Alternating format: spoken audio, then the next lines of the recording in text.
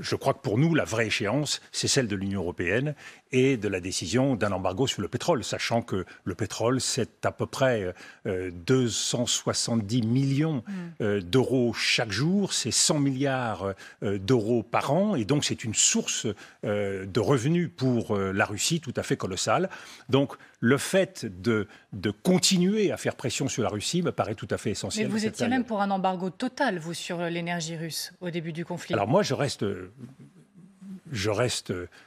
avec le regret que nous n'ayons pas saisi, en particulier lors du sommet de Versailles, la possibilité très tôt d'adresser un signal à Vladimir Poutine de notre détermination, y compris, parce que nous le savons, c'est la contrepartie, y compris en nous faisant mal, voire très mal.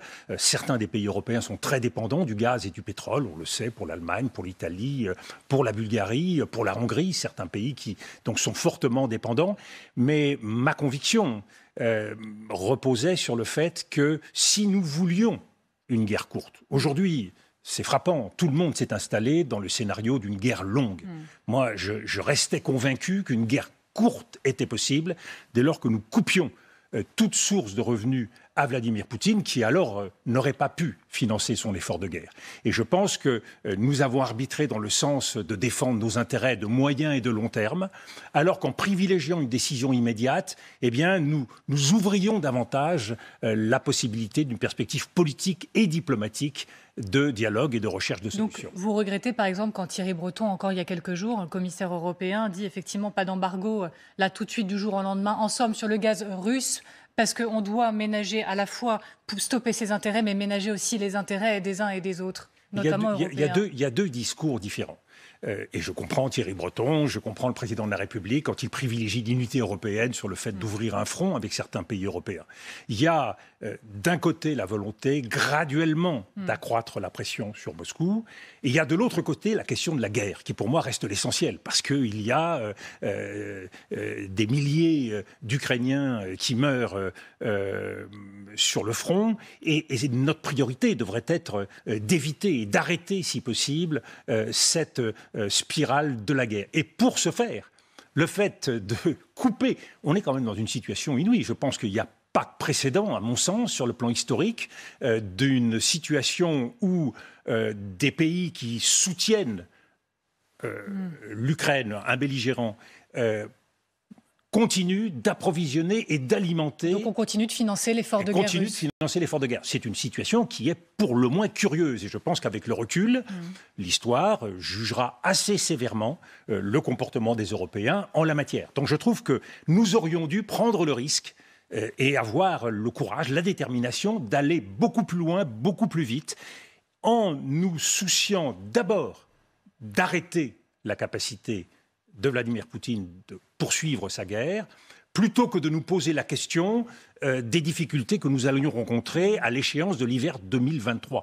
Moi, ma conviction, c'est que nous aurions dû tout faire pour que dans les tout prochains mois, cette guerre puisse s'éteindre d'elle-même. Mais le discours de dire, il y a aussi des gens, et des Français peut-être aussi qui nous regardent, qui iraient au-devant de difficultés. On est dans des difficultés de pouvoir d'achat déjà, d'inflation. Vous entendez aussi cette réalité-là ? Amélie Carrère, je l'entends d'autant plus que nous avons vécu une autre crise il y a quelques mois, la crise du Covid, qui nous a amenés à nous rassembler pour permettre justement à ceux qui sont les plus faibles de faire face à ces difficultés. Il s'agissait là de poursuivre cet effort. Évidemment, ça a un coût, mais la situation actuelle, cette guerre en Ukraine, elle va peser sur nos économies et elle aura un coût dans la durée encore plus important. Donc, dans mon esprit, il y a un paramètre qui a malheureusement n'a pas été pris en compte, qui est celui guerre courte contre guerre longue. Est-ce qu'une guerre courte était possible ? Je pense qu'on a surestimé la capacité de Vladimir Poutine dans la durée, dès lors qu'il n'avait pas les ressources nécessaires à continuer son effort de guerre, d'autant plus que la grande question qui se posait alors, c'est de savoir si la Russie aurait la possibilité de se retourner vers des alliés qui allaient l'aider. Or, il se trouve, on le voit avec les sanctions, que même s'il y a des stratégies de contournement, la Chine en particulier n'alimente pas et ne soutient pas l'effort de guerre de la Russie. Donc la Russie se serait retrouvée dans une immense difficulté. Et je trouve que ce paramètre stratégique, c'était un choix stratégique qu'il nous fallait faire, nous autres Européens, eh bien, n'a pas été fait au nom d'un réalisme qui est celui de la responsabilité, de la gradation de l'effort, qui est celui de la prise en compte d'un certain nombre de situations, à la fois de pays et de populations qui allaient souffrir.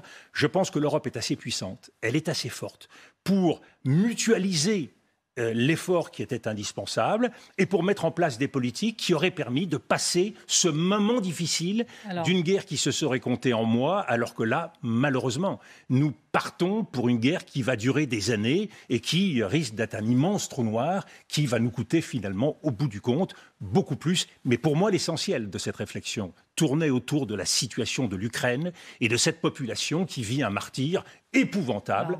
Et donc, notre responsabilité, c'est de bien évidemment faire en sorte que ces souffrances soient les plus courtes possibles.